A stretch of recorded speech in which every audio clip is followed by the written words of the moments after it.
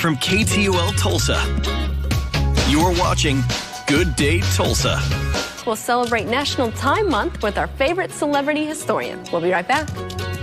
With the holiday shopping season here, you might be buying a tie for your father or your brother, which is popular in December, which is National Tie Month. And celebrity historian Raffi Andonian is here to share some history about ties. Good morning to you, Raffi. Good morning. A great time to talk about ties in the season, Yes. like you say. Exactly. I even have one on, courtesy of Tyler Butler. Yeah, because you know how to tie a tie. No, he had a pre-tie for me. Put It's it around okay. your neck.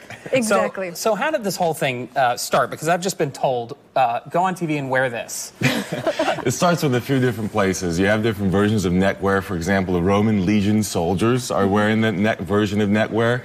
You might remember the Terracotta Army in China. They actually have neckwear on there, but what I would draw their origins to in kind of the modern sense is the Croatians who were hired as mercenaries in France. The term cravat, you know, kind of comes from there.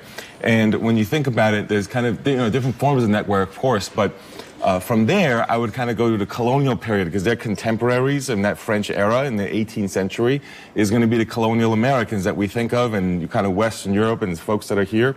And there's kind of three types of ties that they put on.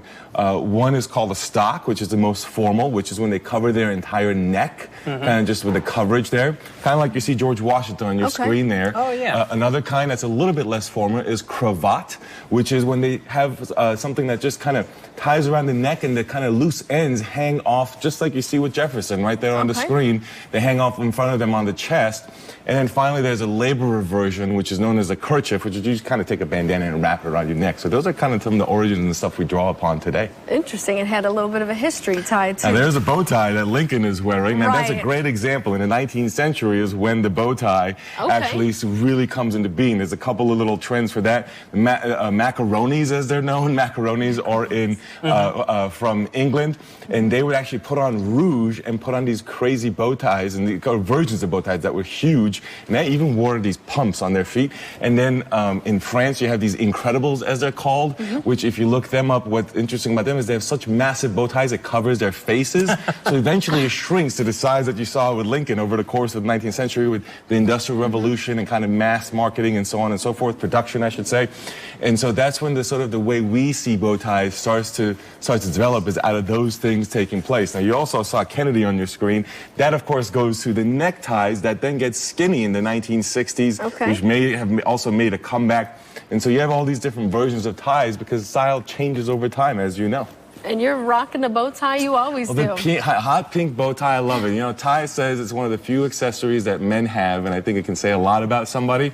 And look, I know pink bow tie can seem like maybe, I don't know, maybe fun or has a lot of personality, but also it's real. And that tells you that I'm real. That's a real bow tie. Authenticity.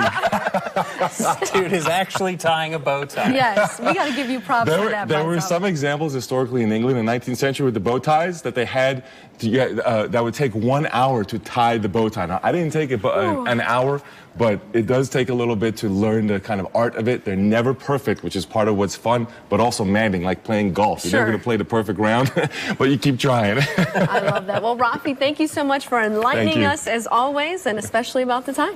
Comes in here in 3 minutes, you know everything there is to know about ties. For more information on Raffi Andonian, celebrity historian Raffi Andonian, you have to say the whole thing, and endless amounts of content, you can visit celebrityhistorian.com.